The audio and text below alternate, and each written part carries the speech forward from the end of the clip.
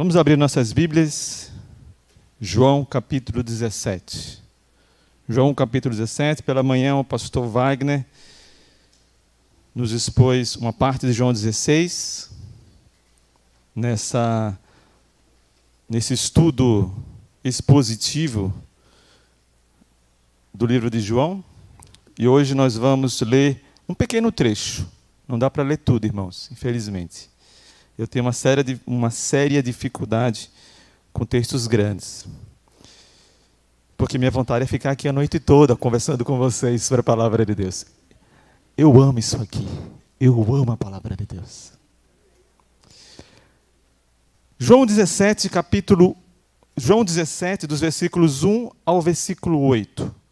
Vamos ler, sem mais demora. Depois de dizer essas coisas, Jesus levantou os olhos ao céu e disse: Pai, é chegada a hora. Glorifica o teu Filho, para que o Filho glorifique a ti. Assim como lhe desse autoridade sobre toda a humanidade, a fim de que ele conceda a vida eterna a todos os que lhe deste. E a vida eterna é esta, que conheçam a ti, o único Deus verdadeiro, e a Jesus Cristo, a quem enviaste. Eu te glorifiquei na terra, realizando a obra que me deste para fazer.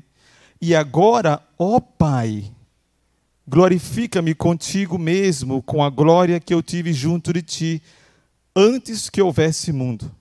Manifestei o teu nome àqueles que me deste do mundo. Eram teus, tu os deste a mim, e eles têm guardado a tua palavra.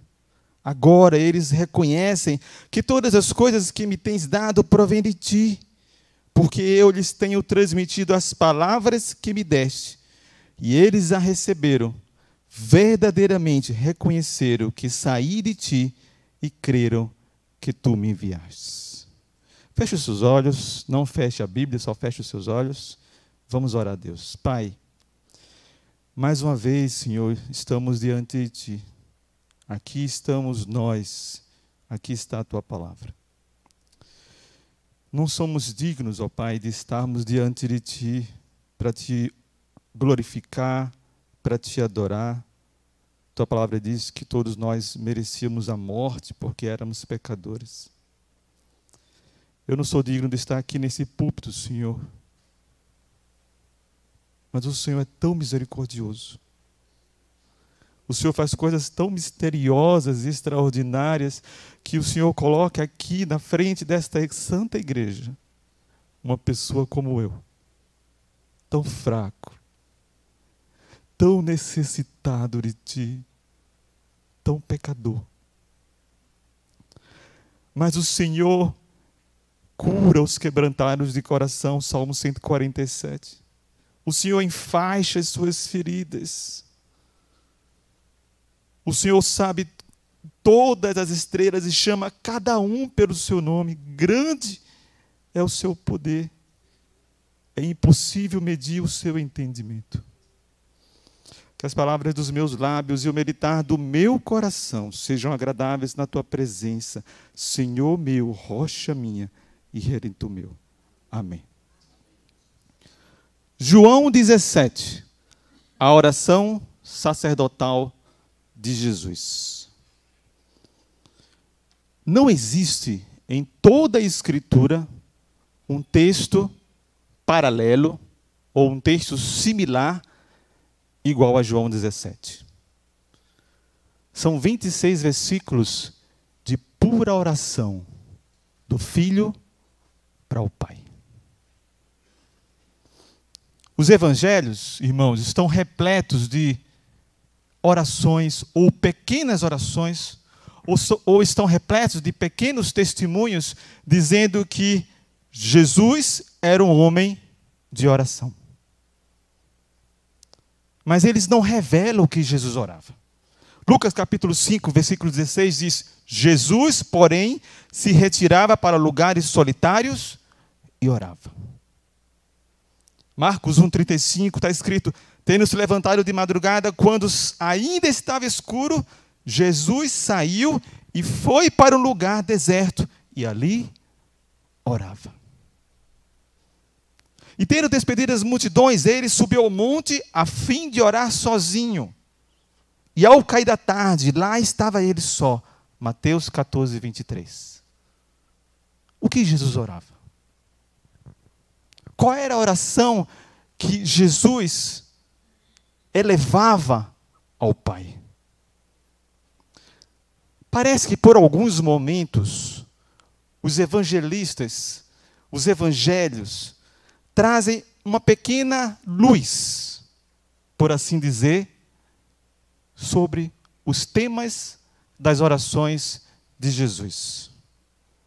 Mateus 11, 25 diz assim: por aquele tempo Jesus exclamou: graças te dou, ó Pai, Senhor do céu e da terra, porque escondeste essas coisas dos sábios e instruídos e as revelaste aos pequeninos. Sim, ó Pai, porque assim foi do teu agrado. Uma oração linda. Uma oração até que um pouquinho, digamos assim, maiorzinha, mas ainda tão pequena. O que Jesus falava com seu Pai? João 11, 41 e 42 fala um pouquinho sobre isso, e fala assim: e Jesus, levantando os olhos para o céu, disse: Pai, graças te dou, porque me ouvistes. Quando ele, por ocasião da ressurreição de Lázaro, ele fala assim: eu sei que sempre me ouves, mas falei isso por causa da multidão presente, para que creiam que tu me enviaste. Mateus 26, 42, Jesus ora assim: meu Pai, se não é possível que este cálice passe de mim, quando ele estava em tremenda agonia, se não é possível que este cálice passe de mim sem que eu beba, faça-se a tua vontade. Mas, em nenhum outro lugar da Escritura, Jesus ora tão intensamente, tão abertamente, tão profundamente ao Pai como em João 17. João 17 é um texto singular.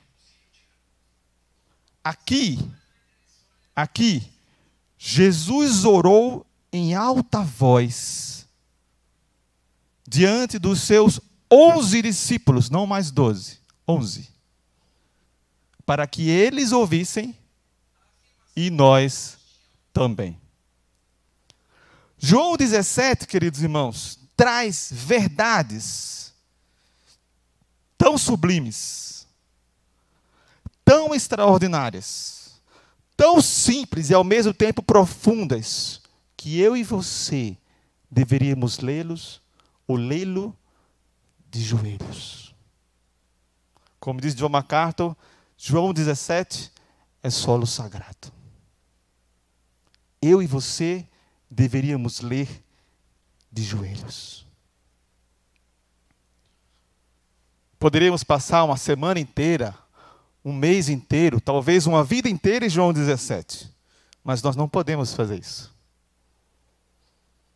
A Bíblia traz João 17 para que eu e você possamos entender o que o Deus Filho falou ou conversa com Deus Pai.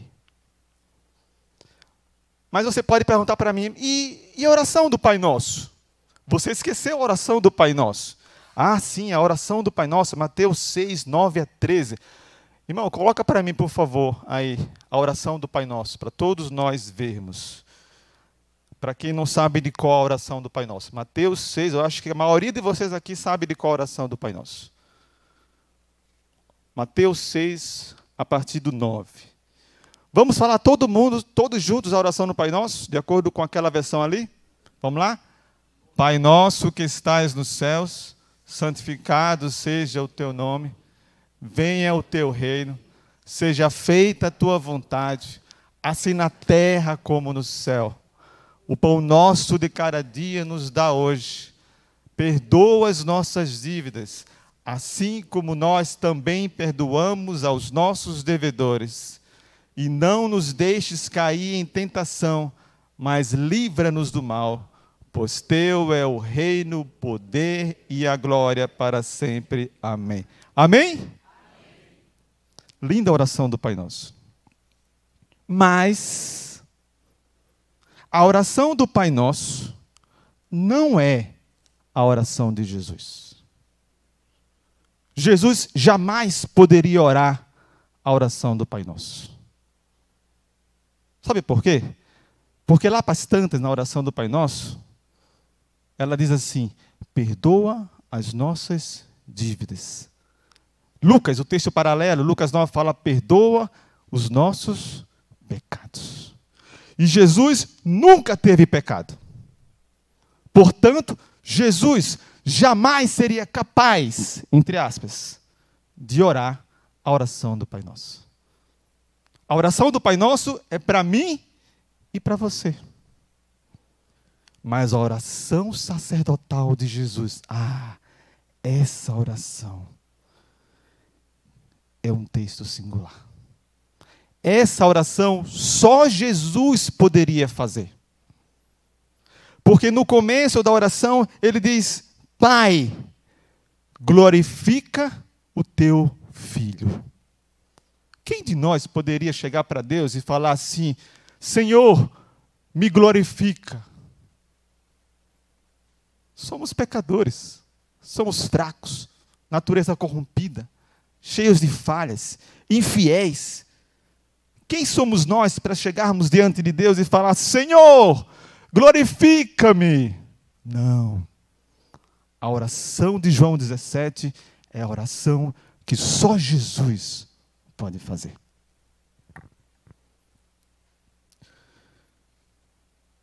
Era a festa da Páscoa. E essa seria a última Páscoa de Jesus. Nesta época da Páscoa, conforme os rituais, conforme os cerimoniais já pré-estabelecidos há muito tempo, o cordeiro limpo, ou um cordeiro limpo, e sem manchas, sem ruga, não com menos de 8 dias de vida, deveria ser levado para as casas das famílias, pelo menos 4 dias antes do grande dia do sacrifício, o conhecido dia 14 de Nissan. Cada família pegava um cordeiro perfeito, sem manchas, e levava para a sua própria casa, para durante aqueles dias, aqueles 4 dias, honrar aquele cordeiro, cuidar daquele cordeiro, se apegar àquele cordeiro, conhecer aquele cordeiro. E assim eles entenderiam que no dia 14 de Nissan, o dia onde o cordeiro seria imolado, eles entenderiam que um cordeiro inocente foi morto para perdoar os seus pecados. Essa era a Páscoa. 5 dias antes, aproximadamente, do grande dia 14, o dia 14 de Nissan, uma sexta-feira, Jesus entra em Jerusalém, à semelhança do cordeiro que entra nas casas das famílias. João capítulo 12, versículos 12 a 3, diz assim: no dia seguinte, a numerosa multidão que tinha visto a festa, tendo ouvido que Jesus estava a caminho de Jerusalém, pegou os ramos de palmeiras, saía ao encontro dele, clamando: Hosana, Hosana, bendito ao que vem em nome do Senhor e que é rei de Israel. Perceberam a semelhança? Um cordeiro é levado para a casa dos judeus para ser honrado. Jesus entrou em Jerusalém, a sua casa, e foi honrado. Hosana, Hosana. Era para ser assim. Estava escrito que seria assim. Antes do sacrifício, o sacerdote, o sumo sacerdote, ele inspecionava o cordeiro. Ele verificava o cordeiro para ver se tinha algum defeito, para ver se tinha alguma mancha. Jesus foi inspecionado por Pôncio Pilatos, alguns dias depois. E ele não encontrou nenhum defeito em Jesus. João capítulo 19, versículo 4, diz assim: Pilatos saiu outra vez e disse aos judeus: eis que eu apresento a vocês, para que saibam que não encontro nele crime algum. A hora do sacrifício vespertino, aproximadamente às 3 horas da tarde. No dia 14 de Nissan, uma sexta-feira, o sumo sacerdote, após aplicar o golpe fatal naquele cordeiro inocente, ele exclamava: Nextilã, que significa está pago.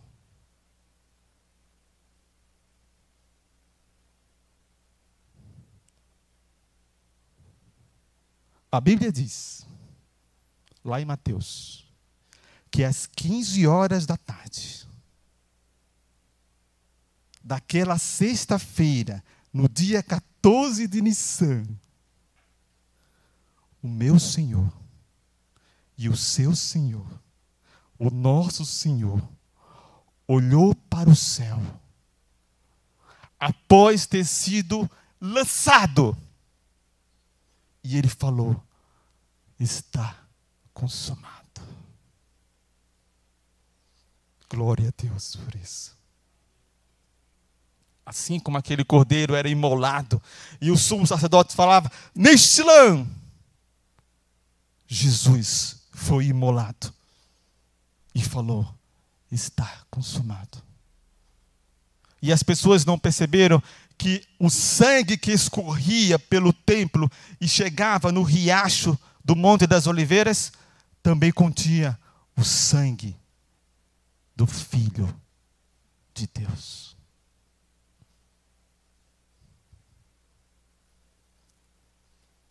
Desde o capítulo 12 até chegarmos no capítulo 17, meus irmãos, Jesus vive seus últimos momentos com seus discípulos. Havia um clima de tensão no ar. E os discípulos estavam muito apreensivos. Os discípulos estavam com medo. João 16:6 fala: pelo contrário, porque eu lhe disse essas coisas, a tristeza encheu o coração de vocês. Por trás dos panos, escondidos, um plano maquiavélico, um plano satânico estava sendo articulado para matar Jesus. João 11, 49, 50 fala: mas um deles, Caifás, que era sumo sacerdote naquele ano, advertiu dizendo: vocês não sabem nada, nem entendem que é melhor para vocês que morra um só homem pelo povo e que não venha perecer toda a nação. Eu não consigo deixar de lembrar da semelhança desse texto com o fato de que, além de cada família imolar um cordeiro, um outro cordeiro era imolado por toda a nação, como falou Caifás. Jesus já sentia o peso do seu destino, a cruz. Agora minha alma está angustiada. E o que direi? Falou Jesus: Pai, salva-me desta hora. Não, pois foi precisamente com este propósito que eu vim para esta hora. João 12, 27. Às vésperas da Páscoa,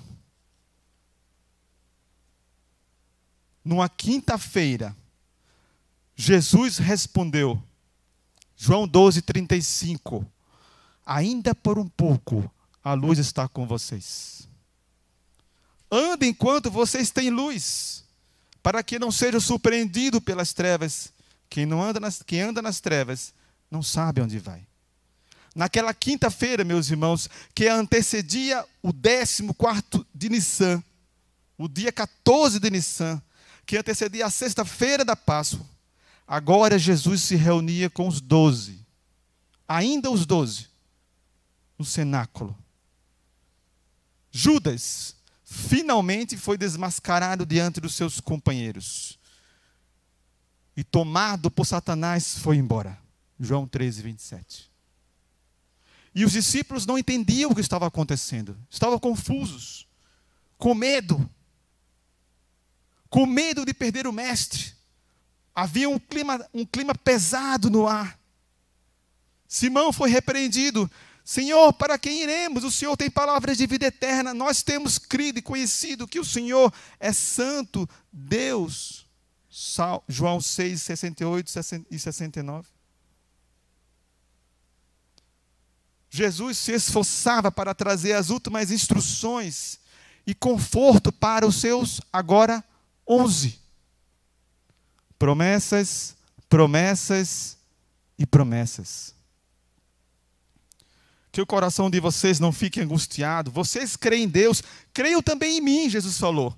Na casa do meu Pai há muitas moradas. Se não fosse assim, eu já lhes teria dito, pois vou preparar lugar para vocês. Quando eu for preparar um lugar, voltarei e receberei para mim mesmo, para que onde eu estou, vocês estejam também.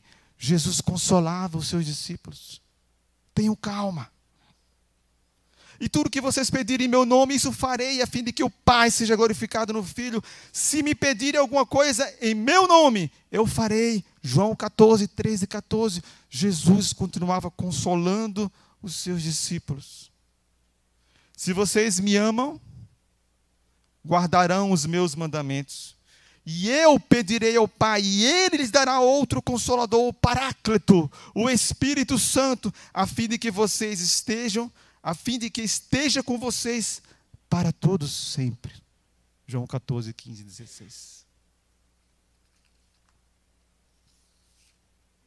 Deixo com vocês a paz. A minha paz vos dou. Todos conhecem essa de cor, né? Não lhes dou como o mundo dá. Que o coração de vocês não fique angustiado e com medo. Era um clima de medo, de tensão. Naquela quinta-feira, nas ruas de Jerusalém, a caminho do Monte das Oliveiras e do Jardim do Getsêmani, Jesus expõe aos seus toda a sua solidão, todo o sofrimento e dor que eles teriam que passar por segui-lo. Pedro, que era o mais ousado de todos, foi repreendido por Jesus. Você dará a vida por mim, Pedro? Ah, Pedro, é verdade. Em verdade, eu te digo, antes que o galo cante, você vai me negar 3 vezes. Eu, Senhor, eu? Não. Se o mundo odeia vocês, saibam que antes de odiar vocês, odiou a mim. Jesus poderia ter falado assim: o mundo odeia vocês, mas não se preocupe, isso vai passar. Daqui a pouco o mundo vai gostar de vocês. Eu vou dar um jeitinho. Mas não foi isso que Jesus falou. Não fique assim. Se o mundo odeia vocês, odiou primeiro a mim. Se vocês fossem do mundo, o mundo amaria o que era seu, mas vocês não são do mundo. Pelo contrário, eu dele os escolhi. Isso é muito importante. Os escolhi. E por isso o mundo odeia vocês. João 15, 18 e 19. Os discípulos continuavam tristes, sem saber o que estava acontecendo. Será que o mestre vai morrer? O que vai acontecer? Não sabemos. Mais uma vez Jesus falou: falo essas coisas para que vocês não se escandalizem. Eles expulsarão vocês das sinagogas, até chegar a hora em que todo aquele que os matar pensará que com isso está prestando culto. João 16, 1 a 2, nós lemos hoje de manhã. Meus irmãos, João 17 marca a intercessão, ou a intersecção de 2 ministérios de Jesus. 2. O seu ministério terreno, como servo, sofredor, que daria a sua vida por mim e por você, que daria a sua vida pelos seus, mas ele marca uma transição a um outro segundo ministério, que até hoje o nosso mestre exerce.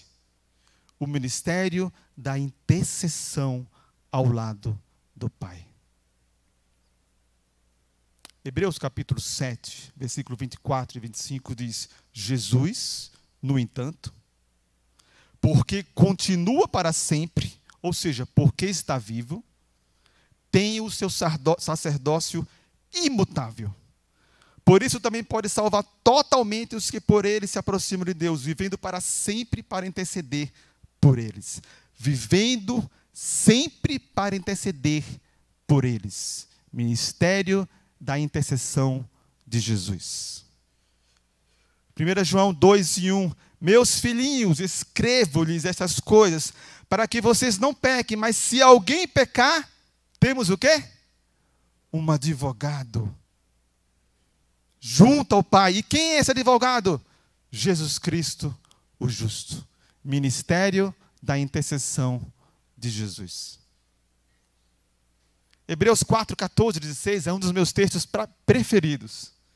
Tendo, pois, Jesus, Hebreus 4, 14 a 16, o Filho de Deus, como grande sumo sacerdote, que adentrou aos céus, conservemos firmes a nossa confissão.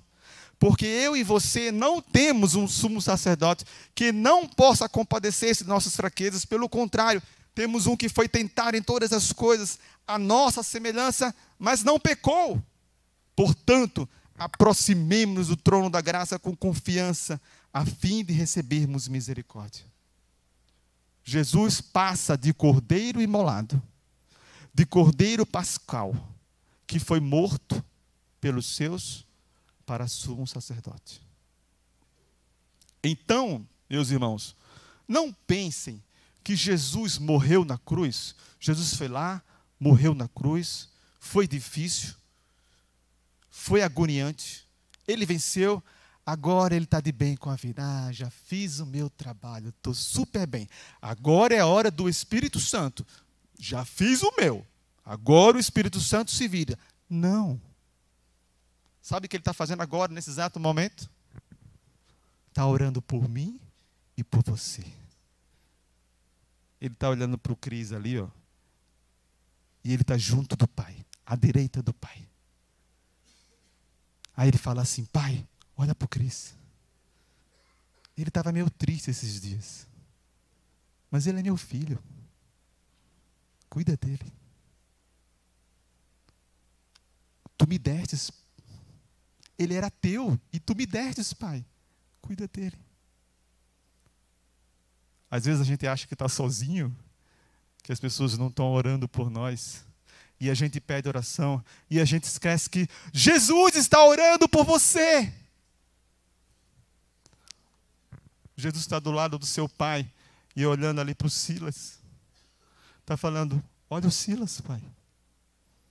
Ele é meu filho. Ele está passando um perrengue, Pai. Mas ele é meu.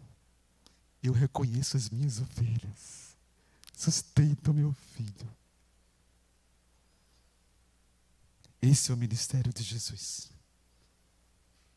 Romanos capítulo 5, versículo 10 diz: porque se nós, quando inimigos, fomos reconciliados com Deus mediante a morte do seu Filho, nós fomos reconciliados com Deus mediante a morte de Cristo. Tem alguma coisa mais sublime, mais especial na nossa vida que a morte de Cristo? A morte de Cristo abriu, rasgou o véu, abriu a porta para que eu pudesse me reconciliar com o meu Pai. Mas Paulo fala que tem sim uma coisa mais graciosa do que a morte de Cristo. Ele fala assim: mediante a morte do seu Filho, muito mais. Muito mais? Como assim? Tem mais? Tem mais do que a morte de Cristo? Tem. Muito mais. Estando já reconciliados, seremos salvos pela sua vida. Jesus está vivo, está do lado do Pai, intercedendo por mim e por você. Você não está sozinho. Quem está do seu lado é simplesmente o Filho de Deus, que tem todas as coisas na sua mão. E é por causa da intercessão de Jesus para o Pai que eu e você venceremos. É por causa da intercessão de Jesus que eu e você seremos glorificados.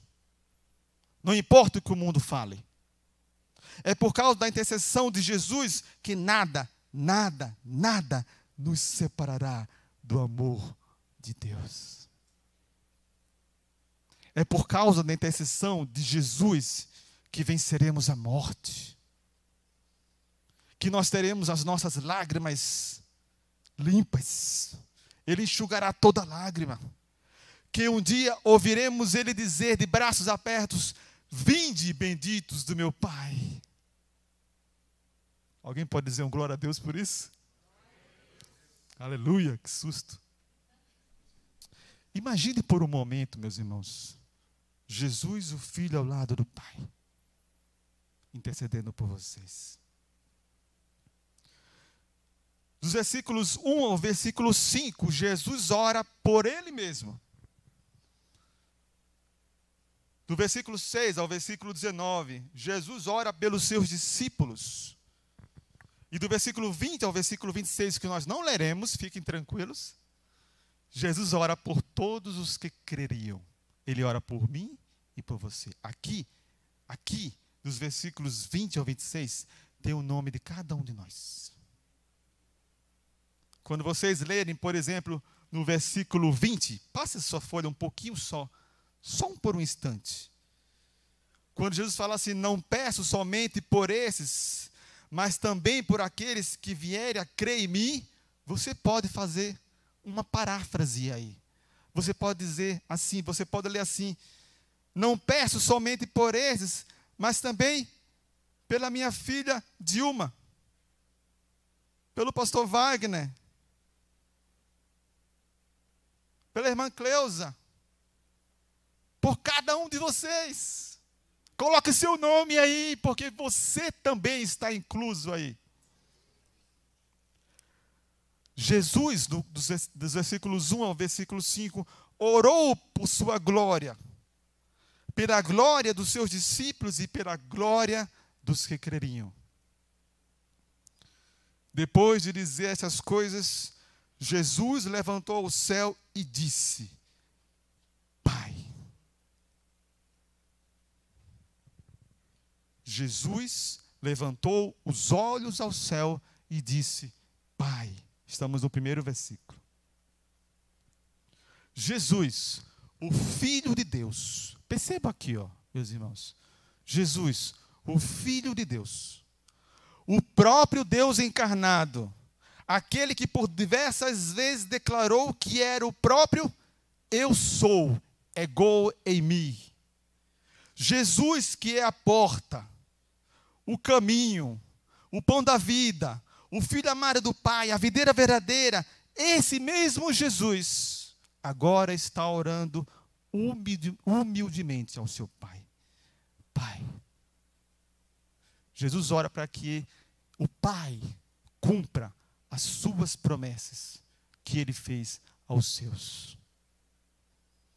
Aqui, nesta terra, por seu infinito amor, Jesus, o meu Jesus, o seu Jesus, se sujeitou ao Pai. E Ele precisava orar. Jesus orou para que o Pai cumprisse as promessas. Se Jesus precisava orar ao Pai, e Ele era Deus e nunca deixou de ser Deus, o que dizer de mim e de você? O que dizer de nós? Como está a sua vida de oração? Quando você dobrou os joelhos em casa pela última vez e orou a Deus? Sozinho. Filipenses 4:6 diz: não fiquem ansiosos por coisa alguma. Algumas versões dizem: não fiquem preocupados por coisa alguma. Mas antes, apresentem todas as suas petições a Deus. Como? Com orações, com súplicas, com ações de graças. Você está orando a Deus? Se você apresentar, a Bíblia fala que se você apresentar todas as suas petições, todas as suas necessidades a Deus, com orações, súplicas e ações de graças, a paz de Deus, versículo 7,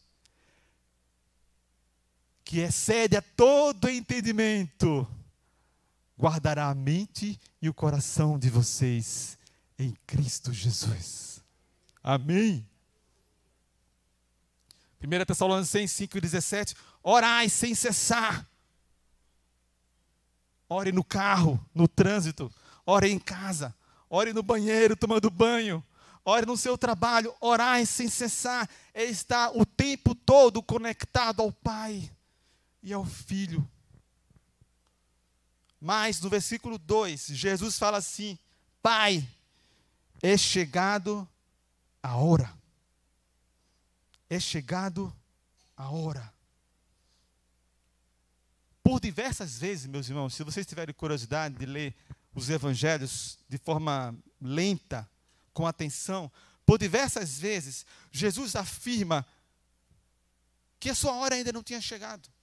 Não, minha hora ainda não chegou. Minha hora ainda não chegou. Minha hora ainda não chegou. Mas agora, a partir do capítulo 12 de João, ele fala: chegou a minha hora.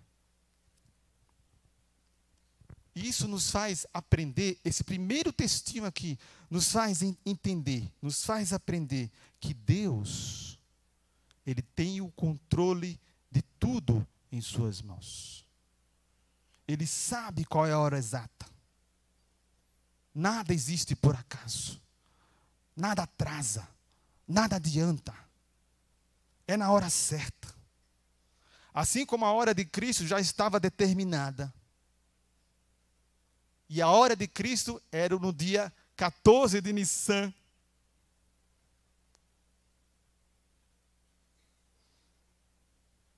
Deus tem o total controle sobre as nossas vidas. Não importa o problema que está passando. Você está triste? Deus tem um controle na sua vida. Você está ansioso? Deus tem um controle na sua vida. Você está doente? Deus tem um controle na sua vida.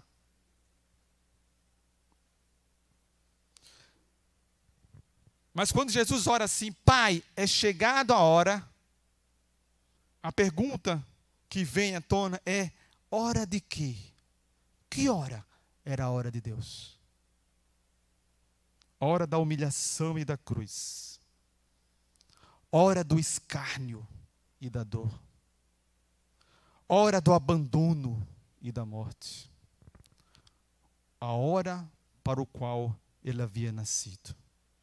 Era desprezado e o mais rejeitado entre os homens. Isaías 53, 3-5. Homem de dores, que sabe o que é padecer. Como um de quem os homens escondem o rosto. Sabe aquela pessoa que você olha assim e está num estágio tão lamentável, tão triste, que você faz assim: meu Deus, eu não quero nem olhar. Esse era Jesus, o meu e o seu Jesus. Um como de quem esconde o rosto, era desprezado, e dele não fizemos caso algum. Certamente ele tomou sobre si as nossas enfermidades e as nossas dores levou sobre si. E nós a considerávamos como aflito, ferido de Deus e oprimido. Mas ele foi traspassado por causa das nossas transgressões, esmagado por causa das nossas iniquidades. O castigo que nos traz a paz estava sobre ele, e pelas suas feridas fomos sarados. Para os discípulos, meus irmãos, aquilo parecia o fim. Acabou. Já era. Mas para Jesus, isso aqui era glória. Pai, é chegado a hora. Glorifica o teu filho, para que o filho glorifique a ti. A glória do Filho era morrer em uma cruz, para então ressuscitar ao terceiro dia e ascender aos céus para estar à destra do Pai e assim glorificar ao Pai. Mas no versículo 5, Jesus ora também pela glória que já pertencia a Ele antes da fundação do mundo. Olhe para o versículo 5 aí. Ele fala assim: e agora, ó Pai, glorifica-me contigo mesmo com a glória que eu tive junto de ti antes que houvesse mundo. Essa glória é minha, Pai. Devolve para mim, é o que ele está falando. Antes que houvesse mundo. Ao contrário da oração modelo do Pai Nosso, só Ele pode fazer essa oração. O Pai glorifica o Filho glorifica o Pai, e em outras passagens nós vemos que o Espírito glorifica o Pai glorifica o Espírito glorifica o Pai e o Filho, e eles vão se glorificando mutuamente. É uma coisa que nós chamamos em teologia, um termo técnico chamado pericorese. C.S. Lewis falava da dança trinitariana, um exaltando o outro. O Pai exalta o Filho exalta o Pai, o Espírito exalta o Filho, o Pai exalta o Espírito, o Filho exalta o Espírito. Chega, faltou fôlego. Mas por que o Pai deveria glorificar o Filho? Por que o Pai deveria glorificar o Filho? Eu dou para vocês 2 motivos por que o Pai deveria glorificar o Filho. Rapidamente. Pelo que Ele é. Versículo 5 fala assim: e agora, ó Pai, glorifica-me contigo mesmo com a glória que eu tive junto de ti antes que houvesse mundo.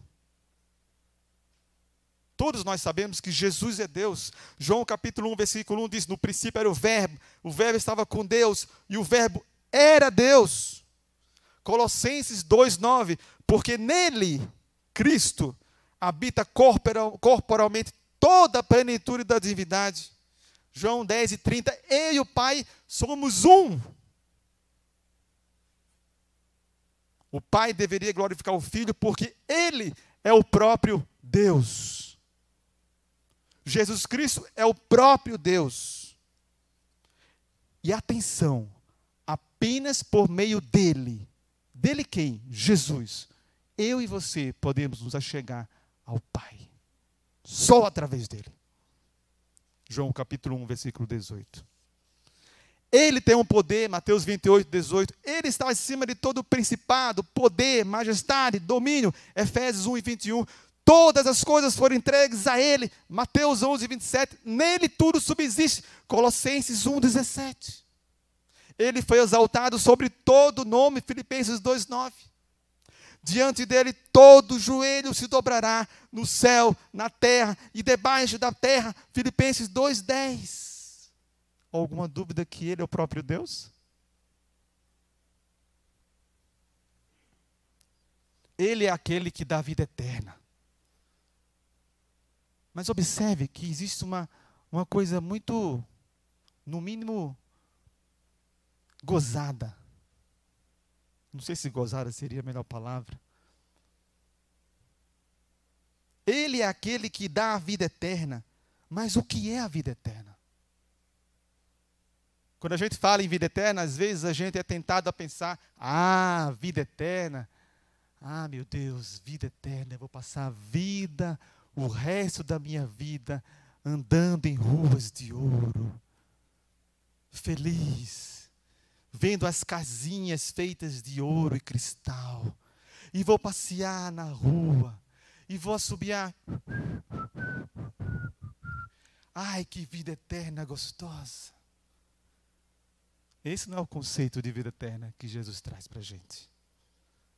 Olha o versículo 3, o que fala. E a vida eterna é esta. Que vida eterna? O próprio texto responde: e a vida eterna é esta, que conheçam a ti, o único Deus verdadeiro, e a Jesus Cristo, a quem enviastes. A vida eterna não é ficar no céu, olhando as nuvens. andando pelas ruas de ouro. A vida eterna é conhecer a Deus. Vida eterna não é tempo. Vida eterna é presente. Na vida eterna não existe tempo. É presente. E sabe qual o presente que Deus quer dar para mim e para você? É Ele próprio. É conhecê-lo. E aí eu não posso deixar de perguntar: você tem sede de Deus? Ah, meu Deus, volta logo. Mas você tem sede de Deus? Você procura conhecer Deus estudando a sua palavra? Você abre a sua Bíblia na segunda de manhã e medita nas palavras de Deus? Meu irmão, se você quer ter vida eterna com Deus, tem que começar a praticar de agora. Porque a vida eterna com Deus é conhecer a Deus. É estudar a sua palavra. Senhor, me ensina mais de Ti. Me ensina mais de Ti. Senhor, me ajuda a entender a Tua palavra. Me ajuda a entender esse texto que eu não estou entendendo. Senhor, me ensina mais de Ti. Assim como a corça suspira pelas correntes das águas, assim por Ti, ó Deus, suspira minha alma, disse o salmista. A minha alma tem sede de Deus, do Deus vivo. Quando irei e me apresentarei diante da face do meu Deus? Salmo 42, 1 e 2. Você tem sede de Deus, como a corça anseia por águas?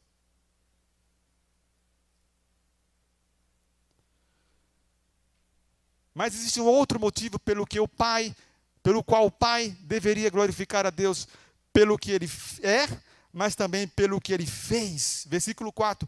Eu te glorifiquei na terra, fazendo o quê? Realizando a obra que me deste para fazer. Olhe na sua Bíblia. Eu te glorifiquei na terra, realizando a obra que me deste para fazer. Ele veio para derrotar o poder de Satanás, por meio da sua morte na cruz. E ele bradou: Nishla, está consumado. Tetelestai, a dívida foi paga. O véu foi rasgado de cima a baixo. E agora eu e você podemos outra vez nos achegar ao Pai. Aleluia. Estou terminando, meus irmãos. Vamos para a parte final. Versículos 6 a 8. Então, Jesus ora pelos seus discípulos e por todos os que creriam. Nesse trecho, e agora preste atenção no que eu vou falar. Nesse texto, de forma tão simples e ao mesmo tempo de forma tão profunda, nós aprendemos duas doutrinas ortodoxas, bíblicas, igualmente importantes, igualmente puras, igualmente profundas e igualmente reais, que exalam por toda a Escritura, que são a soberania de Deus e a responsabilidade humana. Perceba o que está escrito no texto, versículo 6. Pai, manifestei o teu nome, aqueles que me deste do mundo eram teus, tu os deste a mim. O que quer dizer isso? Eram teus, tu destes a mim? Como assim? Eu sempre fui de Deus? Sabe o que isso significa? Isso é maravilhoso. Que você é salvo, você que é salvo e remido pelo sangue de Jesus, você que é salvo e remido pelo sangue de Jesus.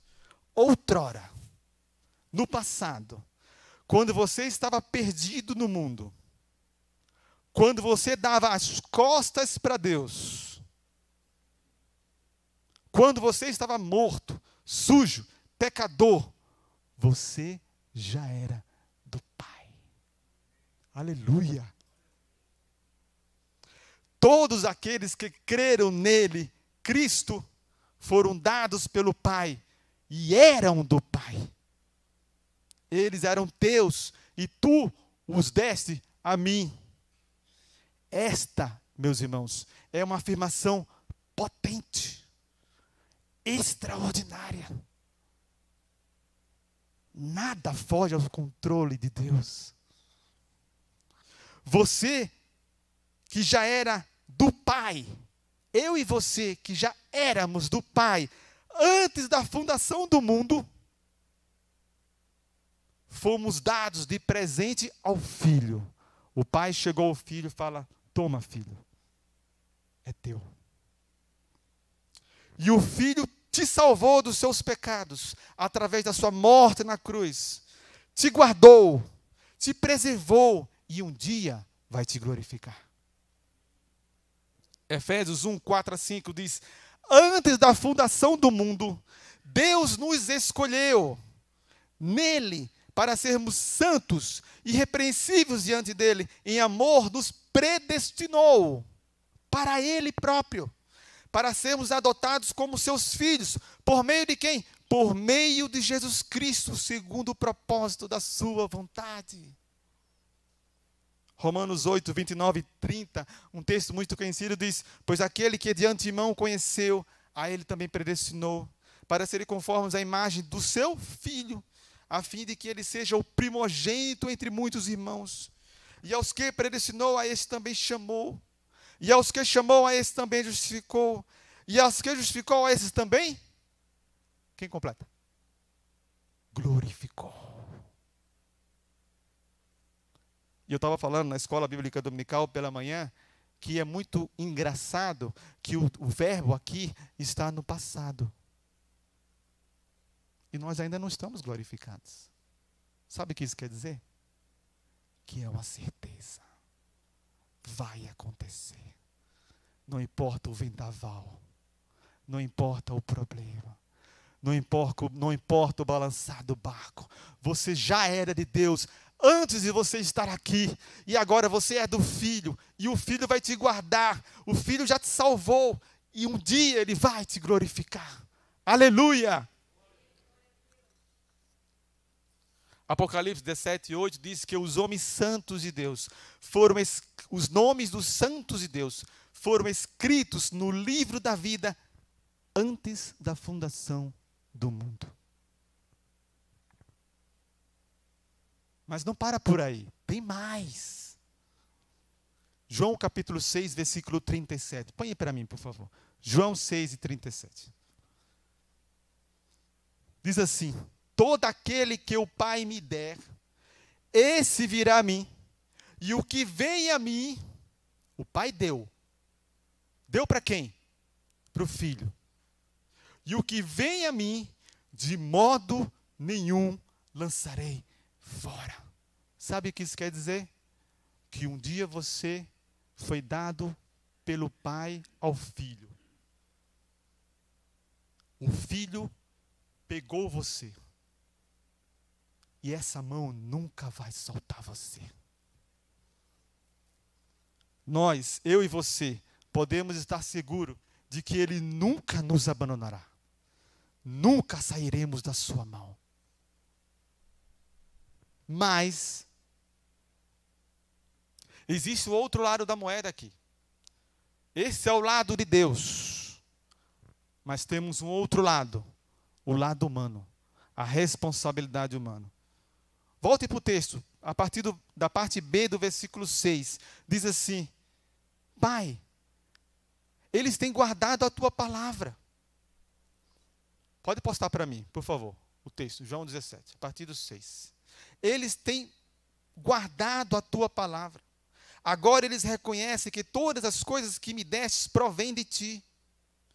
Porque eu lhes tenho transmitido as palavras que me destes. E observe aí o termo verbal. Eles o receberam verdadeiramente e reconheceram que saí de ti e creram que tu me enviaste. O Pai nos escolheu e nos deu de presente para o Filho. O Pai, o Filho nos salvou e nos glorificará mais. Mas, sempre tem um mais na história. Mas, Não é mais com I, é mais M-A-S. Mas nós precisamos crer. O nosso papel, o meu e o seu papel como cristãos é crer. Mas você pode dizer, eu creio. Você pode perguntar para alguém na rua, você crê em Deus? E ele pode dizer, sim, claro, eu creio. Mas é muito mais que isso. Na Bíblia, especialmente nas escrituras neotestamentárias, crer é muito mais que isso. Observe o que está escrito em João 3:36. Posta para mim, por favor. João 3:36. Diz assim: por isso, quem crê no Filho tem a vida eterna. Quem se mantém rebelde contra o Filho não verá a vida, mas sobre ele permanece a ira de Deus. Infelizmente, esse texto aqui, nessa versão, não expressa o significado real do texto. Porque a expressão mantém rebelde aí, que é a expressão aptel do grego, significa ser desobediente. Então, o texto poderia ser lido assim: por isso, quem crê no Filho tem a vida eterna, mas quem desobedece o Filho não verá a vida. É o mesmo termo que é encontrado, por exemplo, em Hebreus capítulo 3, quando o texto fala sobre desobediência. Ele fala, e a quem jurou, Hebreus 3:18, e a quem jurou que não entraria no seu descanso, senão os que foram desobedientes. Sabe o que isso quer dizer? Que crer implica, é igual, põe um sinalzinho de igual aí na sua Bíblia. Crer é igual a obediência. Você pode perguntar para alguém, você crê em Deus? E ele pode responder, sim, eu creio. Mas ele não obedece a Deus. Então você não crê. Você é obediente a Deus? Você obedece os seus mandamentos? A obediência é a marca do cristão verdadeiro. Você é obediente a Cristo? Então você é de Cristo. Você não é obediente a Cristo? Então você não é de Cristo. É simples assim.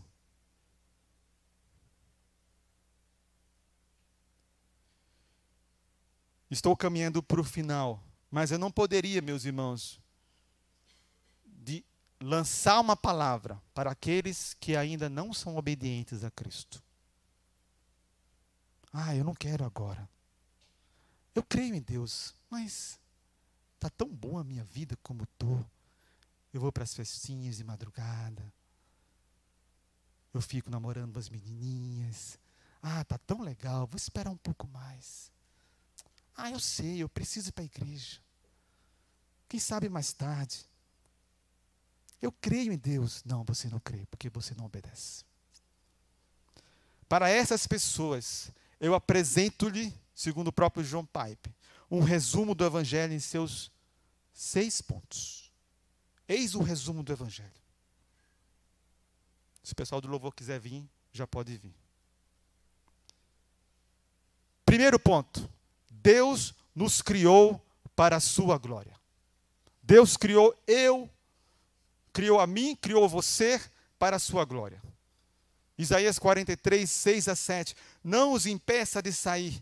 Trago os meus filhos de longe e as minhas filhas dos confins da terra. Todos os que são chamados pelo meu nome e os que criei para a minha glória. Sim, aqueles que formei e fiz. Primeiro ponto do Evangelho. Deus te criou para a glória dele. Segundo ponto do Evangelho. Todo ser humano deve viver para a glória de Deus. Portanto, quer comais, quer bebais, ou façais qualquer outra coisa, façam tudo para a glória de Deus. 1 Coríntios 10:31.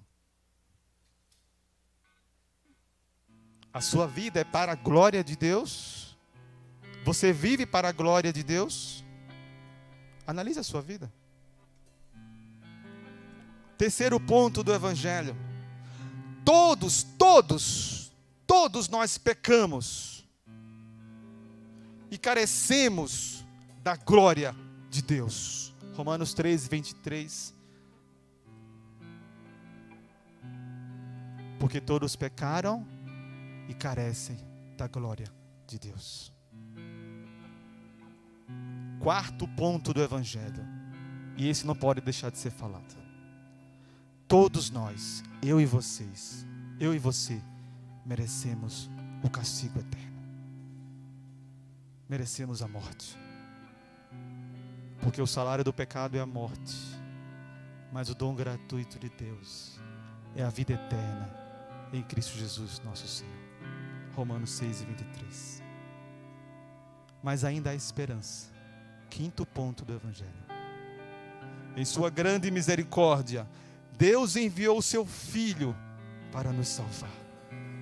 Porque Deus amou o mundo de tal maneira que deu o seu Filho unigênito, para que todo aquele que nele crê não pereça, mas tenha a vida eterna. Sexto e último ponto do Evangelho. A vida eterna é um dom gratuito de Deus para todos os que creem nele. Mas você precisa crer. Você precisa obedecer. Creia no Senhor Jesus Cristo e será salvo, tu e a tua casa. Pai, nós estamos diante de Ti neste momento, gratos, porque um dia, Senhor, de forma misteriosa que nós não entendemos e talvez nunca entendamos, o Senhor nos escolheu. Antes mesmo que eu me arrependesse dos meus pecados, quando eu estava lá no mundo, perdido, o Senhor olhou para mim e falou: você vai ser meu. E por sua grande e infinita misericórdia, o Senhor me deu de presente ao seu Filho Jesus Cristo, nosso Senhor, que nos salvou, que nos sustenta através da presença do Teu Espírito conosco, e um dia nos glorificará. E olhando para a oração sacerdotal de Jesus, nós podemos voltar a ter esperança. Esperança que não há nenhum mal que atinja as nossas vidas, que nos retire das suas mãos. Ó Senhor, ajuda-nos a entendermos essa doce verdade. Ajuda-nos e capacita-nos através do atuar do Teu Espírito Santo para crermos de verdade, obedecermos de verdade ao Senhor, custe o que custar. Essa é a nossa oração, em nome de Jesus. Amém.